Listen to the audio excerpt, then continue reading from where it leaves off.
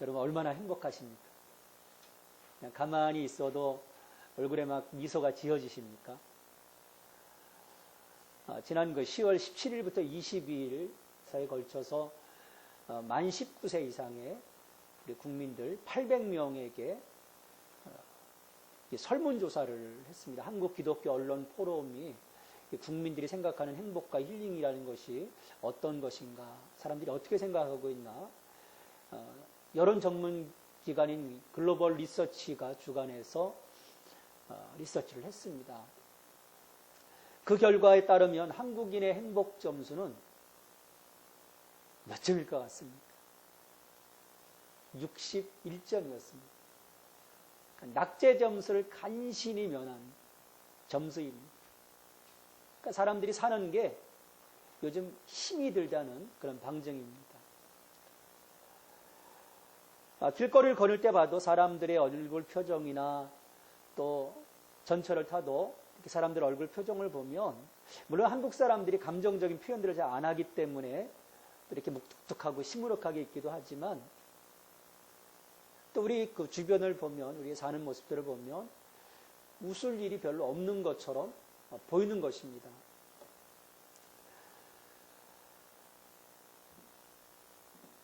이렇게 사람들의 그 행복 지수에 영향을 끼치는 가장 큰 요인,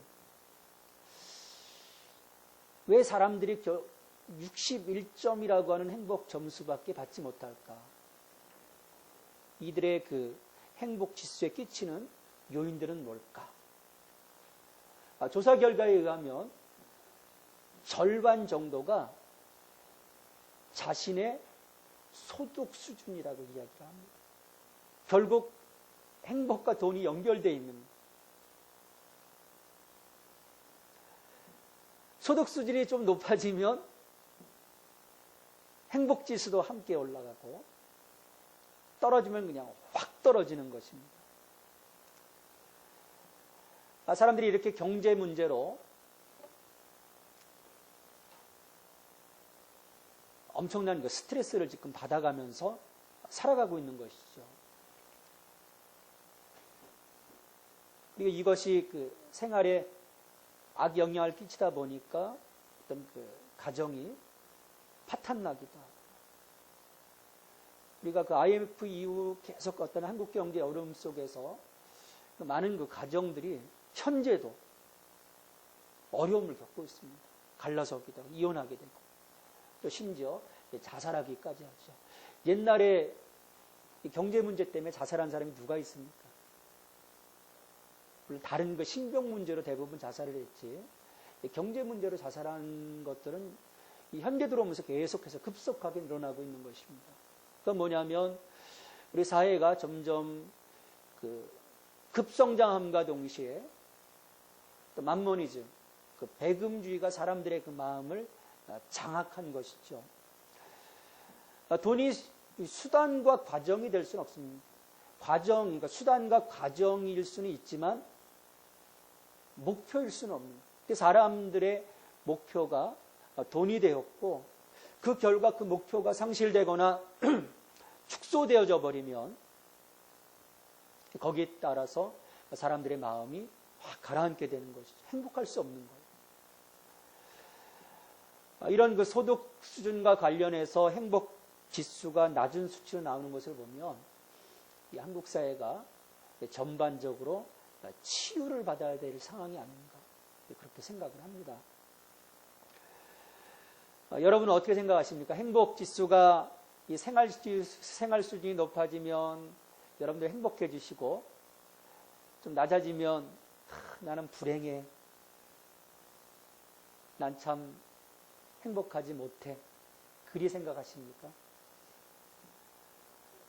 그리스의 3대 비극 시인 가운데 한 사람인 소포클레스는 그의 그 작품 안티고네에서 말하기를, 참된 행복 앞에서는 연기만큼의 가치도 없는 것이 부라고 이야기를 했습니다. 잘 영향 미칠 수 없는 거라는 것이죠. 그렇다면 우리를 참으로 행복하게 하는 것들은 무엇일까? 오늘 말씀 속에서 그 행복의 요소가 무엇인지 함께 찾아보기를 원합니다. 40년간의 지긋지긋한 이 광야 생활을 한 이스라엘 백성들, 약속의 땅으로 들어가기 직전에 있는데, 그냥 우리의 어떤 인간들의 어떤 눈으로 보면 사실은 행복할 수가 없어요. 많이 지쳐 있습니다. 또 저 땅에 들어간다고 하지만 그냥 들어가는 게 아니잖아요. 무혈 입성이 아니잖아요. 전쟁을 치러야 됩니다. 또 지금까지 계속해서 수십 년 동안의 부모님, 형제, 친척, 이웃들 매일같이 죽어가는 사람들의 모습을 보면서 그들의 마음은 무거울 수밖에 없었을 겁니다. 행복할 수가 없는 거예요. 근데 신명기 32장 29절 말씀해 보면, 33장 29절 말씀해 보면, 이스라엘이여 너는 행복한 사람이다라고 이야기를 합니다. 아니, 어떻게 그들이 행복할 수 있단 말입니까? 성경은 너는 행복한 사람이다. 나 힘들어 죽겠는데 옆에 와서 당신 행복한데 뭘 그래? 그러면 여러분 기분 좋습니까? 근데 하나님이 행복한 사람이라는 거예요. 너희들은.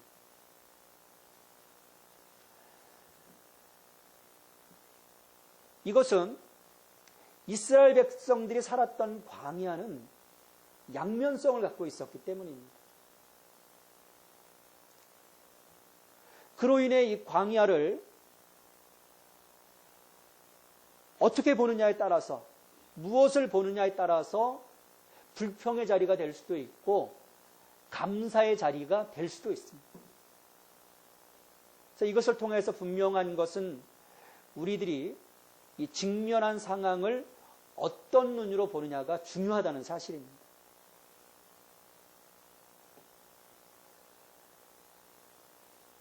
출애굽 1세대들의 눈으로 볼 때 광야는 감옥입니다. 사형장과 같은 곳이에요.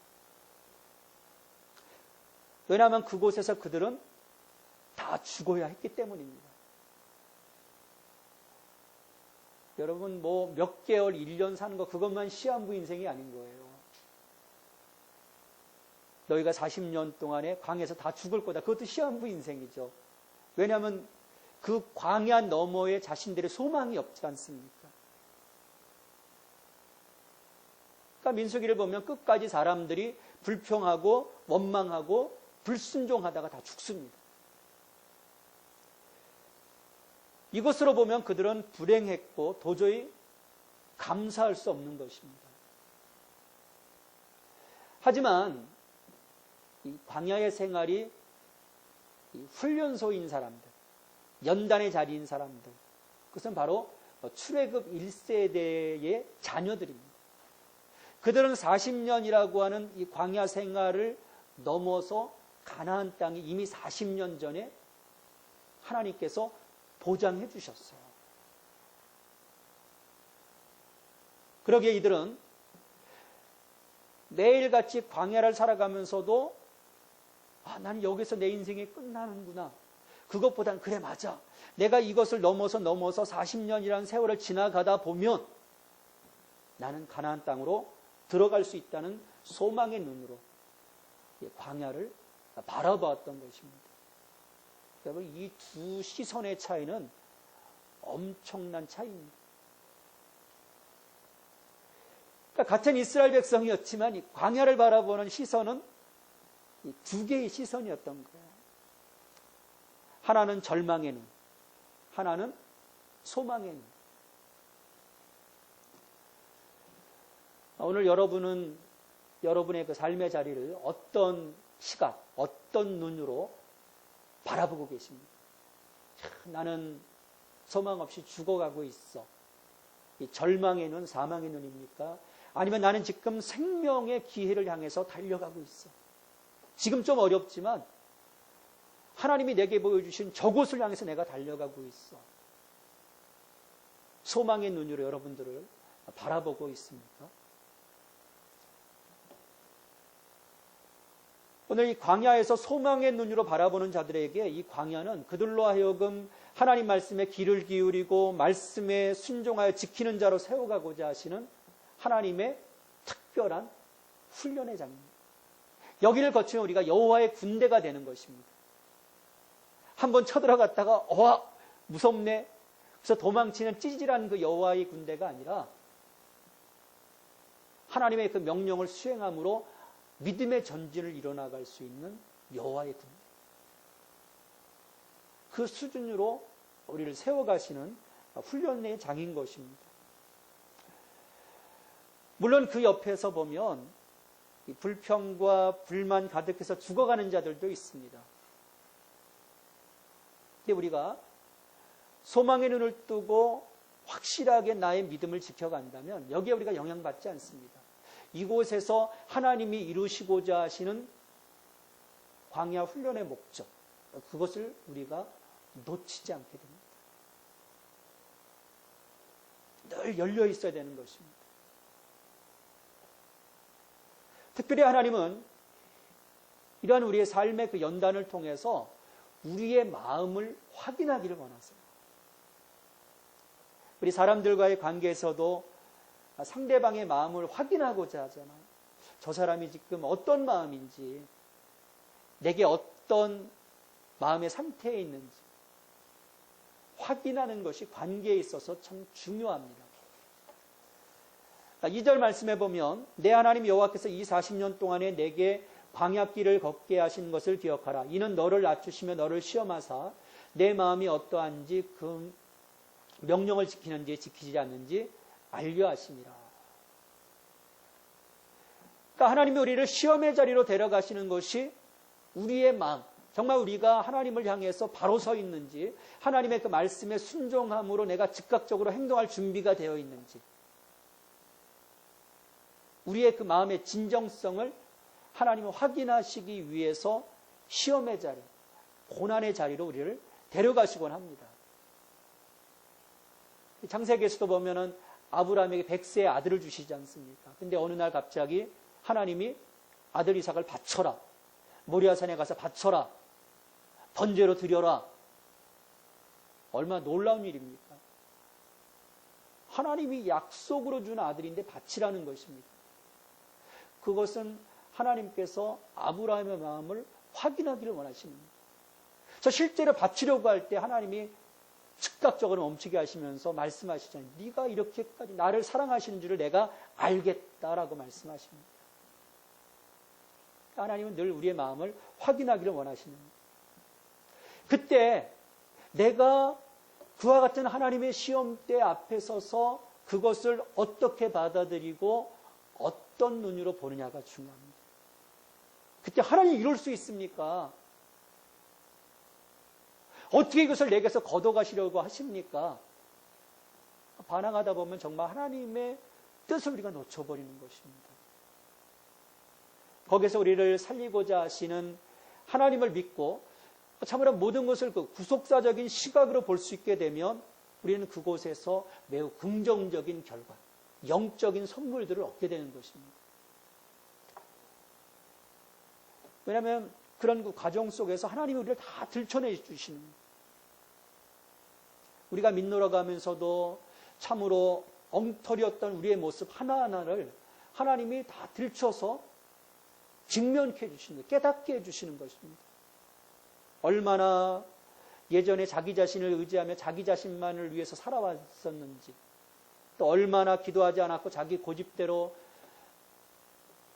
살아왔었는지, 또 얼마나 우리의 삶이 물질주의적인 가치에 의해 결정되어 왔는지, 또 얼마나 내가 하나님 말씀에 무지했었는지, 이런 것들을 하나님이 다 들춰주시고 깨닫게 해주시면서 우리의 인생에 하나님이 얼마나 소중한 분인지를 마음속에 각인시켜 주십니다. 야, 하나님밖에 없구나.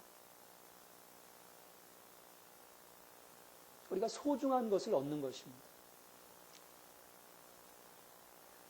그와 함께 하나님께서는 이스라엘 백성들로 하여금 약속의 땅 가나안을 기업으로 수여받고 그곳에서 하나님의 거룩한 백성으로 살아갈 수 있도록 영적인 정지 작업을 해주셨습니다.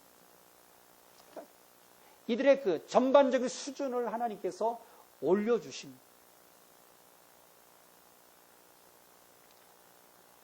그래서 40년 광야 생활에서 이 하나님의 낮추심을 통해서 출애굽 2세대들은 가장 중요한 것을 터득합니다.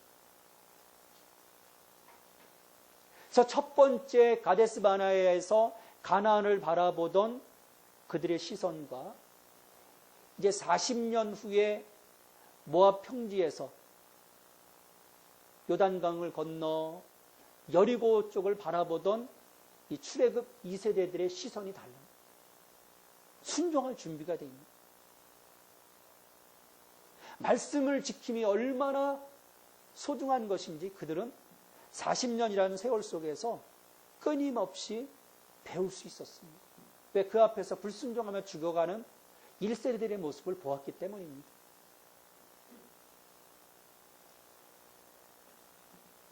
이 말씀을 지키고 살아가는 것, 그것은 오늘이나 예전이나 똑같이 우리의 삶과 직결되는 것입니다.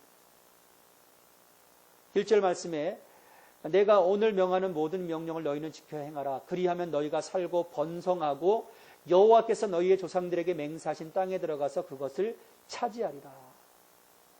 이렇게 살고 번성하고 차지하리라는 이 결과를 얻도록 하기 위해서 하나님이 광야 생활 내내 자녀 사랑하는 마음으로 징계하는 그 아비의 마음으로 이스라엘 백성들을 다루어 주십니다. 5절 말씀에 보면 너는 사람이 그 아들을 징계함 같이 내 하나님 여호와께서 너를 징계하시는 줄 마음에 생각하고.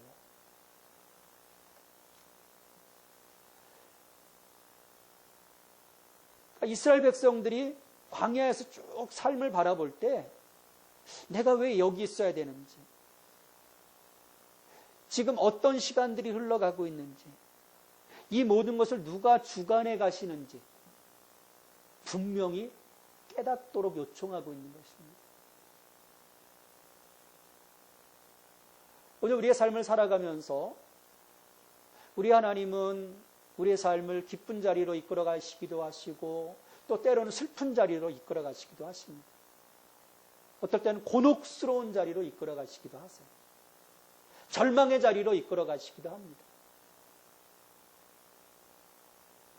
내가 그 자리에서 그런데 이 자리가 어떤 의미입니까? 하나님이 나를 어떻게 여기서 이끌어 가시고자 하시는가? 그것을 볼 수만 있다면 우리는 그 시간을 통해서 우리의 삶에 놀라운 변화들, 우리의 삶에 굉장한 열매들을 얻게 될 것입니다. 하나님은 우리로 하여금 거룩한 백성으로 성장하도록 돕고자 하시는 것입니다. 우리가 거기에서 하나님 아버지의 그 따뜻한 마음을 느낄 수 있다면 바로 거기에서 우리는 감사할 수 있고 행복하다고 고백할 수 있는 것입니다. 그렇지 못하면요, 매일매일의 삶이 불행한 것입니다. 힘든 것이죠. 자, 하나님이 이처럼 사랑하는 자녀들을 낮추시고 인간이 의지할 수 있는 것들을 다 빼앗아 버리고 그들을 공경 가운데 던져놓는 이 영적 훈련을 통해서 하나님의 말씀을 지키는 것이 얼마나 소중한 것인지를 깨닫게 하는 목적을 이루어 가십니다. 그때나 지금이나 마찬가지입니다. 그냥 달래 우리를 어려움의 자리로 내몰아 가시는 것이 아니에요. 우리가 말씀을 지키는 것이 얼마나 중요한지, 하나님 중심의 삶을 살아가는 것이 얼마나 우리에게 중요한 것인지 그것을 깨닫게 하시는 것입니다. 자, 이처럼 그 말씀 중심의 삶,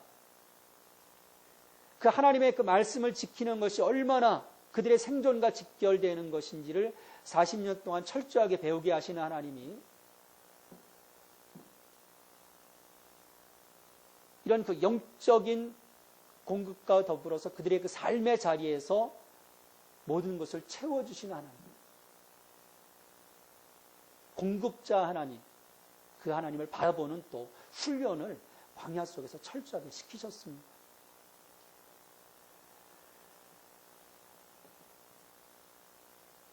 나를 믿고 사는가, 자기 자신을 믿고 사는가, 아니면 하나님의 공급하심에 대한 믿음으로 사는가, 이 둘의 차이는 너무나도 현격합니다. 인간의 힘은 곧바로 한계상에 부닥칩니다. 이 자급자족하는 삶은요, 한계상에 부딪힐 수밖에 없어요. 반면에 하나님은 무한 기적을 이루어 가십니다. 출애굽할 때 바리바리 모든 막 먹을 것들을 다 싸 짊어지고 나왔어요. 그래도 나름 많이 싸가지고 나왔기 때문에 그래도 한 달을 버팁니다. 근데 한 달 만에 먹을 것이 똑 떨어지고 말아요. 굶주리게 됩니다. 애들부터 시작해서 벌써 막 아우성입니다.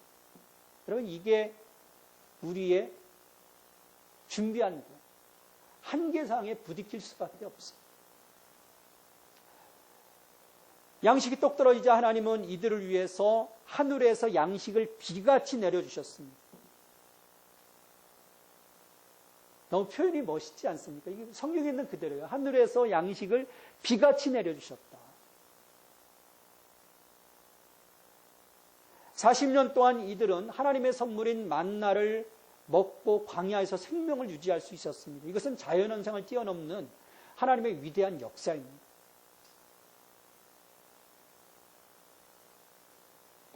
있을 수 없는 일을 하나님은 우리에게 베풀어 주십니다. 근데 이것을 통해서 하나님은 백성들에게 메시지를 주기 원하셨어요. 사람이 떡으로만 사는 것이 아니요 하나님의 말씀으로 살아야 함을 깨우쳐 주고자 하셨습니다. 3절 말씀에 보면 너를 낮추시며 너를 줄이게 하시며 또 너도 알지 못하며 내 조상들도 알지 못하던 만나를 내게 먹이신 것은 사람이 떡으로만 사는 것이 아니요 여호와의 입에서 나오는 모든 말씀으로 사는 줄을 내가 알게 하려 하심이니라. 여러분, 밥 한 끼 잘 먹었다고 해서 행복하십니까? 잘 먹었어. 나 행복해. 몇 시간 지나면 포만감이 사라지면서 행복도 사라집니다. 우리가 먹고 마시기만 하면 목숨을 유지할 뿐입니다. 그러기에 우리는 우리의 육신을 위한 공급뿐만 아니라 우리의 영혼을 살찌게 하는 생명의 양식을 공급받을 수 있어야 합니다. 그래야 우리가 진정 하나님의 의도하신 대로 살 수 있고 말씀을 지속적으로 공급받는 삶이어야말로 우리의 삶에 끊임없이 만족과 참 기쁨을 우리가 누릴 수 있게 되는 것입니다. 그리고 무엇보다도 이렇게 말씀이 우리의 삶에 들어오기 시작하면요, 우리의 시선이 달라지기 시작합니다. 세상을 바라보는 눈이 변화되는 것입니다. 이 이스라엘 백성들도 이처럼 만나로 먹여주신 하나님, 그리고 하나님의 그 말씀으로 또한 먹여주신 그 하나님, 이 하나님의 은혜를 통해서 눈을 뜨기 시작합니다. 그들의 그 광야 속에서 살아왔던 그들의 삶에 대해서 새롭게 조명하기 시작하는 것입니다. 모세는 그런 백성들로 하여금 지난 일들을 돌이켜보면서 하나님께서 그들을 보하신 손길이 얼마나 섬세하였는지를 다시 한번 상기시키고 있습니다. 4절 말씀해 보시면 이 40년 동안에 내 의복이 헤어지지 아니하였고 내 발이 부르티지 아니하였느니라.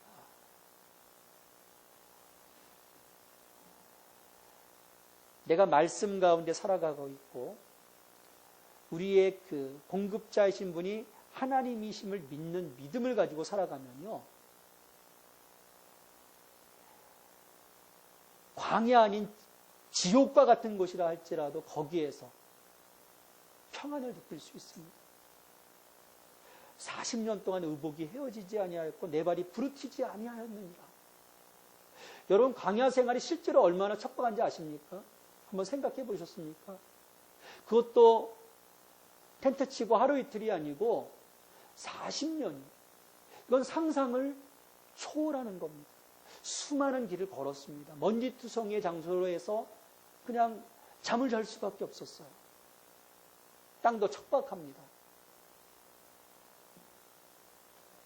근데 그들의 옷이 헤어지지 않도록, 발이 부르치지 않도록, 그들이 굶주리지 않도록 하나님께서 보호해 주셨다. 하나님은 그들을 징계한다는 명목하에 아무렇게나 대하지 않으셨습니다. 그들의 필요를 채워주셨고 그들을 감싸주셨습니다. 이 모든 것이 하나님의 길에 서도록 하고자 하시는 분명한 목적이 있었기 때문입니다. 하나님과의 바른 관계 회복을 위해서 하나님은 그곳에서 그들을 징계하셨지만 그들을 입히시고 그들을 보호하시고 그들을 먹여주셨던 것입니다. 하늘 만나로.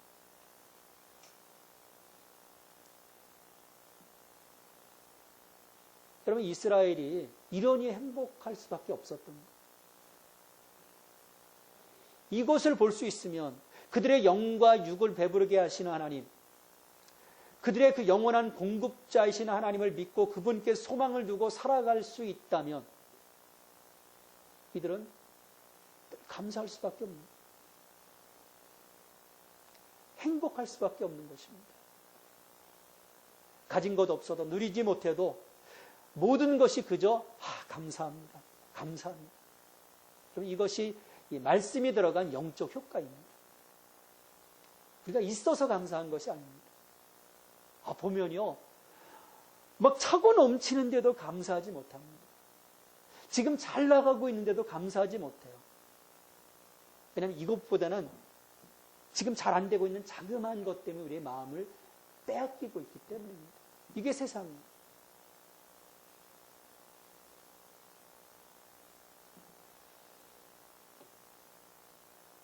모세는 이처럼 광야에서 그들의 그 삶이 평안하도록, 그들의 삶이 배고프지 않도록 먹여주시고 입혀주신 그 하나님을 다시금 상기시키면서 이제 가나안 땅에 들어가서도 그 부어주실 그 하나님의 축복 속에서 그들이 어떤 원칙을 가지고 하나님께 나가야 되는지를 다시 한번 각인시켜 줍니다.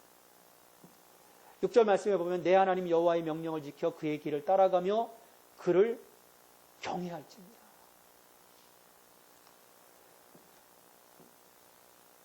처음 그 가데스바나에서 가나안 땅을 향해 들어가야 할 때도 하나님이 이렇게 말씀하셨어요. 내 말을 듣고 지켜 행해라. 경외하라. 나 외에 다른 신을 섬기지 마라.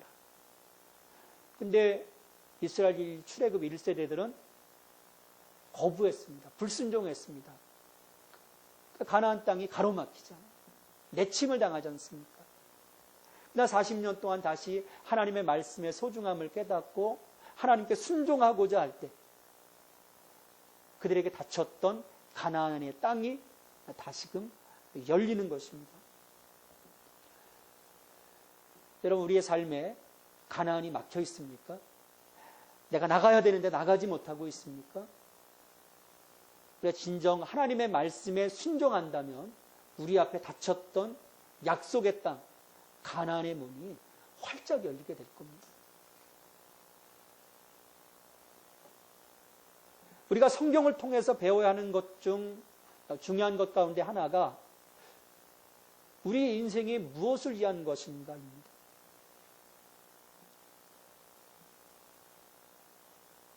오늘 말씀에서도 보면 사람이 떡으로만 살 것이 아니라고 말씀을 했습니다. 단지 먹고 마시는 것 이상이라는 사실을 우리가 깨달을 수 있어야 합니다.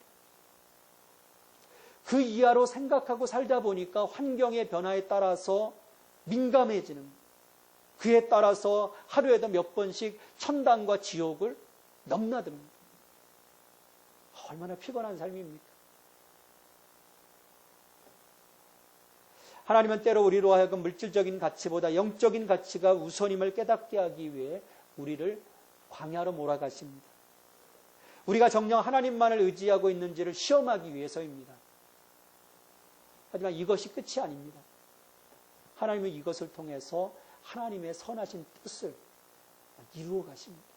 그래서 로마서 8장 28절 말씀에서 하나님을 사랑하는 자 곧 그의 뜻대로 부르심을 입은 자들에게는 모든 것이 합력하여 선을 이루느니라고 말씀을 합니다. 이처럼 이 광야의 때는 배우는 때입니다. 헛된 시간이 아닙니다. 선을 이루고자 하시는 그 하나님을 만나게 되는 것입니다. 이 독일의 신학자 보네퍼가 히틀러 그 암살 미수에 그치면서 이제 감옥에 갇히게 되고 나중에 사형을 받게 되는데 1943년 그가 감옥에서 글을 쓰기를 이런 글을 썼습니다. 나는 이곳에서 나가기를 대단히 갈망하지만 단 하루도 쓸모없이 낭비되었다고 생각하지는 않는다. 이 생활에서 반드시 무엇인가를 얻게 된다. 우리는 훨씬 더 강해져서 감옥을 나올 것이다. 여러분, 조그만 복방에 그냥 웅크리고 앉아있는데 나을 게 뭐가 있겠습니까? 그의 시선이 절망의 눈으로 바라보지 않고 소망의 눈으로 바라보기 때문에 이런 고백을 할 수 있는 것입니다. 오늘은 추수감사주일입니다. 지난 한 해를 돌아보면서 이 알곡의 삶을 살게 해주신 하나님께 우리가 감사할 수 있길 바랍니다. 난 별로 없는 것 같은데 찾아보면 내 안에 알곡이 있습니다. 하나님 주신 알곡이 있어요. 왜냐하면 하나님이 이것을 위해서 우리 가운데 항상 영적인 작업을 해주시기 때문입니다. 그냥 무의미한 시간들이 흘러가도록 하나님이 그냥 우리를 방치해 두지 않습니다. 하나하나 지점을 지날 때마다 하나님이 우리로 하여금 깨닫게 하시고 성장시켜 주시고 열매 맺게 해주시는 거예요. 그것을 우리가 볼 수 있어야 됩니다. 내가 말씀 안에 주님의 은혜 안에 충만하게 있을 때 그래서 그 길을 지나간 뒤에 돌이켜보면 그 곳곳마다 하나님이 함께 하셨다는 흔적들을 발견하게 됩니다. 그때 우리가 감사할 수 있습니다. 정말 감격하는 것입니다. 우리가 좋을 때 기분 좋아서 하나님을 찬양하고 감사하게 되죠. 근데 여러분, 언짢을 때 슬플 때 어쩌습니까? 그러니까 그럴 때도 그럼에도 불구하고 낙심하여 불편한 마음으로 서 있기보다는 하나님을 변함없이 신뢰하고 그곳에서도 함께 하시는 하나님에 대한 신뢰입니다. 신뢰하며 찬양하고 감사해야 합니다. 그렇지 않고 출애굽 1세대들이 광야의 시간을 자신들이 죽어야 하는 절망의 자리로 보았던 것처럼 절망의 시각으로 죽음의 시각으로 바라보면 그것은 틀림없이 절망의 늪이 되고 죽음의 늪이 되어서 결국 우리를 집어삼킬 것입니다. 여러분, 이것이야말로 사탄이 우리 인간에게 가장 바라는 최고의 결과입니다. 근데 하나님 아버지의 마음과는 정반대이죠.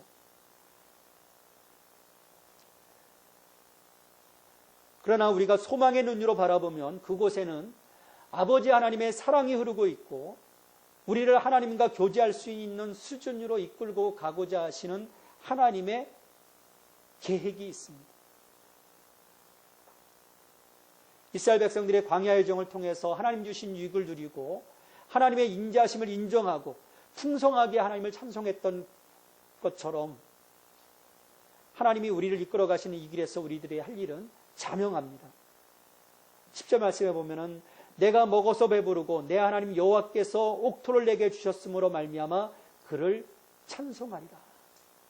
내게 채워주신 영육간에 채워주신 것들을 내가 감사하면서 없는 가운데서도 또 하나님 내게 부어주신 그 사랑들을 하나하나 발견해가면서 우리가 하나님을 찬송할 수 있어야 됩니다.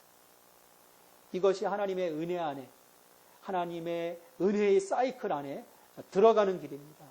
오늘도 예수님은 우리를 이 은혜의 사이클로 초청을 하십니다. 수고하고 무거운 짐진 자들아 다 내게로 오라. 내가 너희를 쉬게 하리라. 감사의 자리로 우리를 초청해 주시는 거예요. 평안의 자리로 우리를 초청해 주시는 것입니다. 공급자이신 하나님을 바라보고 걸어가는 신앙, 보호자이신 하나님을 바라보고 달려가는 신앙, 영육간에 굶주림이 없도록 생명의 떡이 되어 자신을 우리에게 내어주신 예수님을 믿는 신앙, 이런 신앙을 사는데 무엇이 두렵고 무엇이 걱정스럽고 무엇이 염려스럽겠습니까? 이처럼 우리의 시각이 절망과 사망에서 희망과 생명으로 바뀔 때 주님 감사합니다. 주님 고맙습니다. 고백하는 그리스도인이 될 수 있습니다.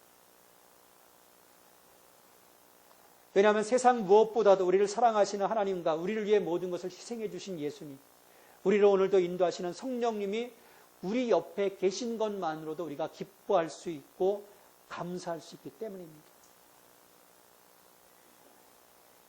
여기까지 가야 우리가 하박국의 영성으로 살아갈 수가 있습니다. 외양간에 송아지가 없어도, 감람나무에 소출이 없어도, 포도나무에 열매가 없어도 난 여호와로 인하여 즐거워하리. 난 여호와로 인하여 기뻐하리.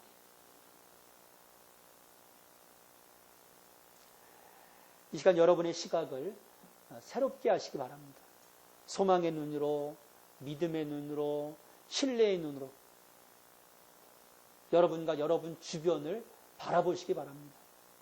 그럴 때 여러분 인생의 행복 점수가 한숨 짓는 이 61점을 넘어서 늘 기쁨으로 하나님을 찬양하고 감사하는 복된 자리까지 나가게 될 것입니다.